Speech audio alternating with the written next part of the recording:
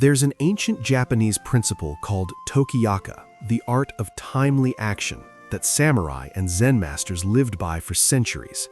And it's the complete opposite of what modern productivity culture teaches you.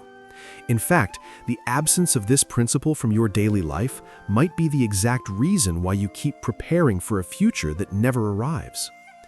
We live in the age of optimization. Everyone's obsessed with the perfect system, the ideal framework, the flawless strategy. We've been sold the idea that if we just gather enough information, attend enough courses, build enough contingency plans, we'll finally be ready to act. But here's what the masters of Tokiyaka understood that we've forgotten.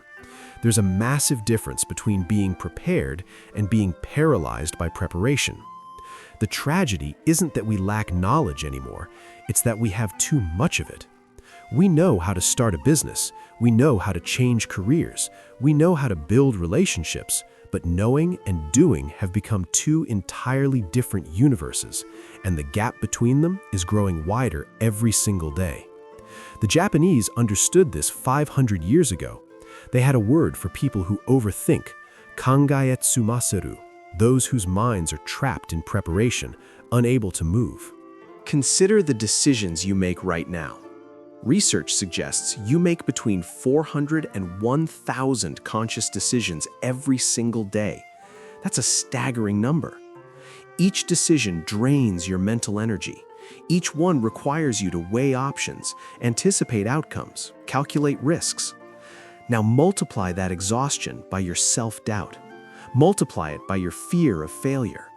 What emerges is what we might call the preparation trap. You become so focused on getting ready that you forget you're supposed to actually do something. Think about your own life for a moment. How many brilliant ideas have you had that are still just ideas? How many times have you told yourself you'd start something next month, next quarter, next year? The Japanese martial artist trains for 10,000 hours.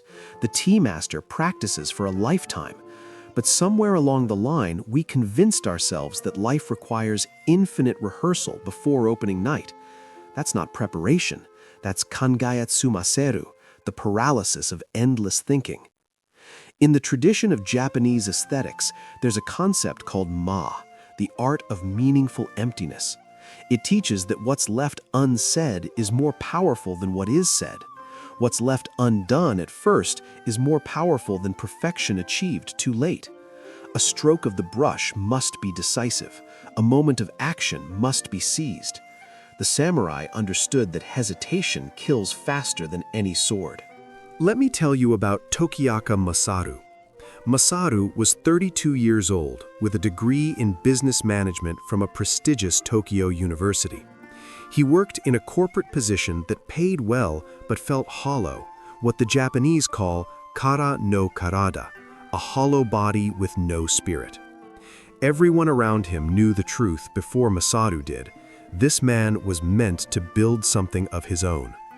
When problems emerged at the company, Masaru solved them. When projects stalled, Masaru unstuck them. He had vision, he had instinct, he had everything except one thing.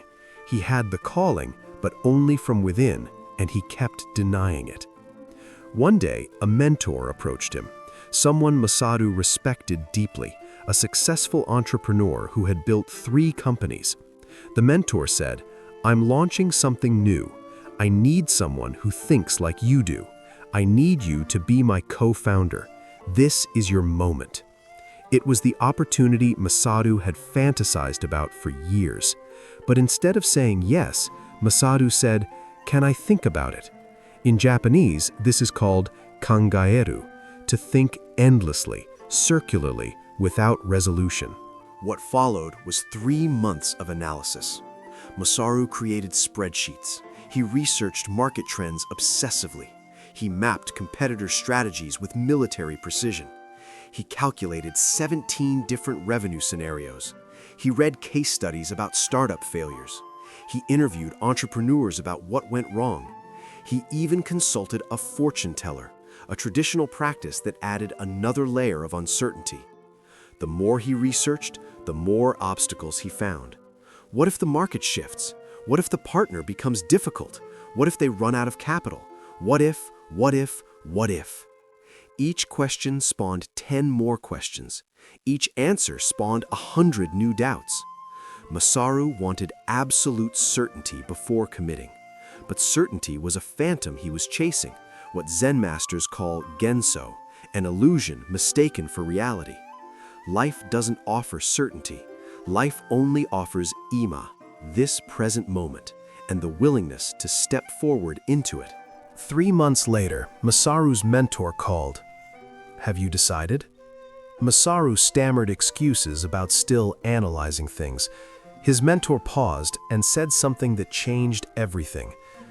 "You're not waiting to be ready, you're waiting to never be afraid. Those are different things, and the second one never happens." They met at a traditional tea house in Kyoto. The mentor looked Masaru directly in the eyes and said, "Fear doesn't disappear through thinking, it disappears through action. You think that if you analyze enough, fear will go away, but the opposite is true. The more you analyze, the more fear grows because you're feeding it with your attention.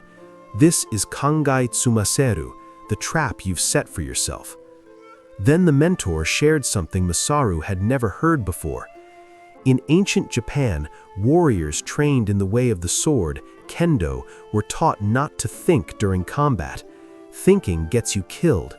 The best warriors were the ones who trained so much that their bodies knew what to do without their minds interfering. They called this state of readiness tokiyaka, prepared action in the present moment. They didn't achieve it by thinking more, they achieved it by thinking less and doing more. This is what your life needs now. The mentor continued, pouring tea with the precise, meditative movements of a tea ceremony. In Chanoyu, the tea ceremony, every movement must be perfect. Yet if you think about perfection while performing, the entire ceremony becomes stiff and lifeless. The beauty emerges only when the mind steps aside and the hands remember their training. Your business will be the same. You cannot think your way into success. You must do your way into understanding. Masaru felt something shift inside him. He realized he wasn't waiting for more information. He was waiting for impossible guarantees. He was treating life like a Go board game with a perfect solution already calculated, when life is actually more like haiku. You capture the essence of this moment in a few decisive strokes, and beauty emerges from what you leave unsaid and undone. That night, Masaru bowed to his mentor and said yes. What happened next surprised him. Masaru didn't become more confident overnight. He didn't suddenly have all the answers. What changed was his relationship with not knowing. Instead of seeing gaps in his knowledge as reasons to wait, he saw them as opportunities to learn by doing, what the Japanese call shugyo, the path of continuous refinement through practice. When the first client came in, Masaru didn't spend weeks perfecting the proposal. He drafted something solid, showed it, listened to feedback, and adjusted.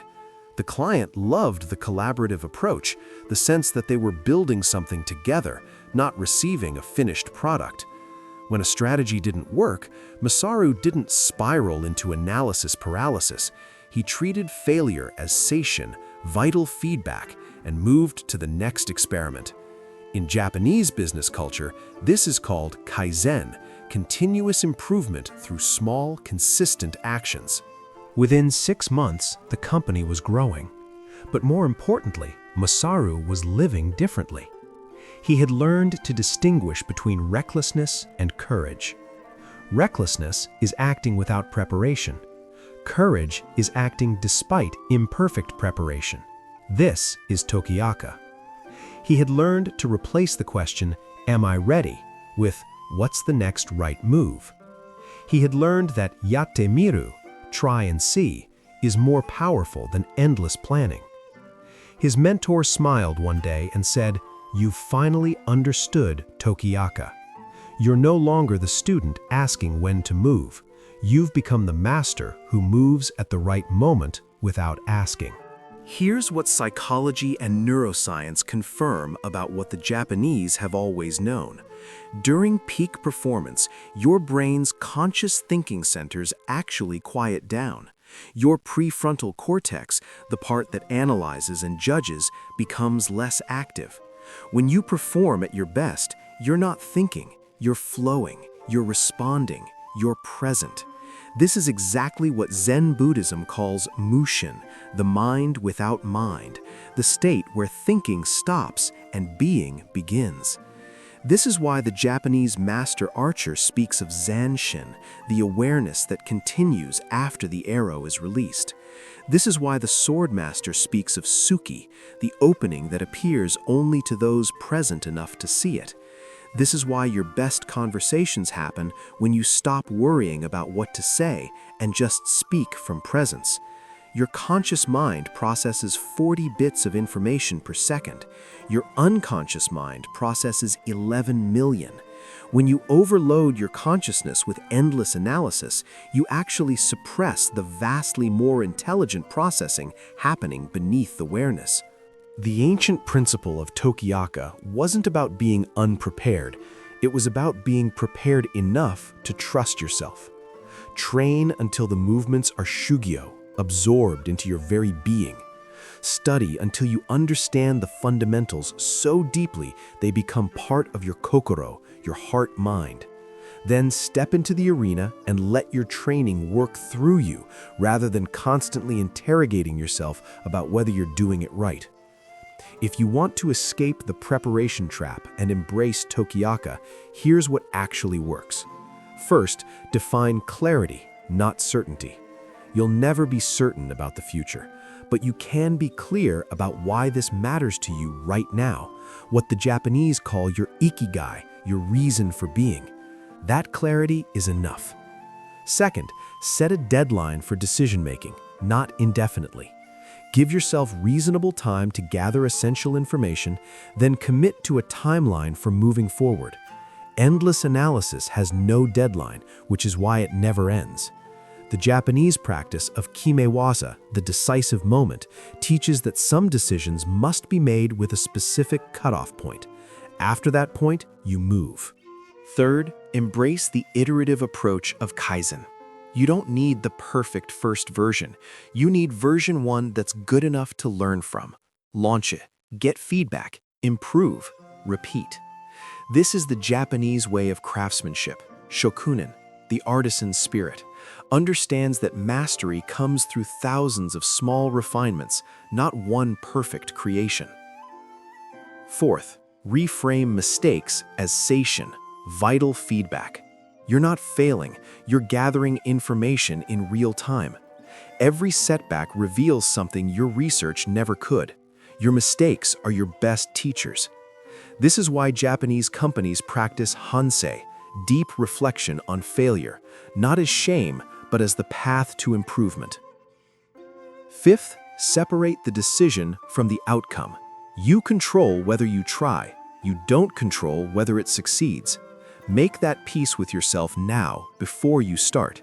Commit to the effort, not the guarantee. The Stoic would call this pro-hairesis. The samurai called it bushido. The result is the same: acceptance of what you cannot control, mastery of what you can.